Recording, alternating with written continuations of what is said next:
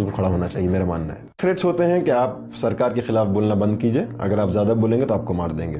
अब सवाल ये उठता है कि कैसे ख़तरनाक है, हम कैसा ख़तरा है देश के लिए, हमने क्या किया है देश का खतरा पैदा करने के लिए? क्या हम जो आज देश में आर्थिक स्थिति है उस खतरे के लिए जिम्मेदार हैं? हमारे देश में जो सीमा पे जो स्थिति है क्या हम उसके लिए जिम्मेदार हैं? हमारे देश में जो सांस्कृतिक लेवल पे एक पूरा एक परंपरा को, भाईचारे को, जो हिंदू मुस्लिमों के बीच में भाईचारा है उसको खत्म करने की कोशिश की जा रही है, क्या उसके लिए हम खतरा हैं? हम हैं क्या? हम एक स्टूडेंट हैं जिसका कुछ विचार है, हमको विचार रखने की उतनी आज़ादी है जितना नरेंद्र मोदी को कल रेड फोर्ट से अपने विचार रखने की आज़ादी है। नरेंद्र मोदी प्रधानमंत्री हैं हमारे, लेकिन नरेंद्र मोदी इस देश के नागरिक भी हैं। जितना देश नरेंद्र मोदी का है उतना देश उमर खालिद का भी है, उतना देश कन्हैया कुमार का भी है, उतना देश शैला रशीद का भी है।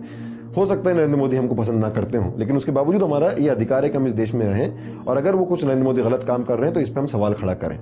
मोदी विरोधी होना देश विरोधी नहीं होता, और मोदी विरोधियों को अगर आप देश विरोधी बोल देंगे तो फिर बहुत ही खतरनाक स्थिति है लोकतंत्र के लिए कि आप विपक्ष की आवाज़ों को, बाई विपक्ष I don't mean the parliamentary opposition, I mean the common citizen, आप सिविल सोसाइटी की आवाज़ों को आप ऐसा टेंड कर रहे हैं कि कभी लोकतंत्र में अगर सिविल सोसाइटी को खत्म कर दिया जाए, अगर स्टूडेंट एक्टिविस्ट को खत्म कर दिया जाए, अगर अलग अलग जन आंदोलनों को खत्म कर दिया जाए तो फिर लोकतंत्र बचेगा नहीं।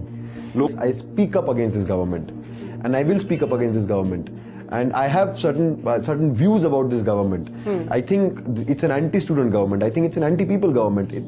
The facts, figures, statistics show that this government has failed almost on every promise that it made in 2014.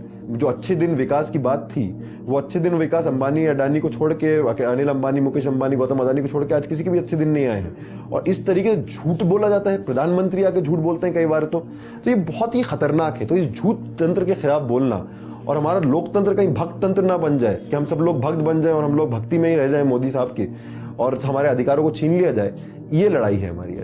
आज भारतीय जनता पार्टी ये नहीं चाहती कि ये बात हो कि नोटबंदी का क्या प्रॉब्लम्स रहे, नोटबंदी के बाद कितना लोगों को सफ़र करना पड़ा, जीएसटी में क्या खामियां हैं, जीएसटी किस तरीके से एंटी पीपल है। वो नहीं चाहती कि किसान, एक देश जिसमें ज़्यादातर बहुसंख्यक आबादी अभी भी किसानी से जीती है, कि किसानों की क्या समस्या है, क्यों किसान आत्महत्या कर रहे हैं, क्यों किसान प्रोटेस्ट कर रहे हैं। मतलब मुझे तो लगता है हमारे देश में 15 दिन तो कम से कम एग्रीकल्चर पे और एग्रेरियन प्रॉब्लम्स पे डिस्कस होना चाहिए, क्योंकि इतना बड़ा पॉपुलेशन उसको है। आप अगर सही में जनता की आवाज़ों को उठा रहे हैं और आप अपने आप को जनता का एक बोल रहे हैं कि this media is a weapon in the hands of the people.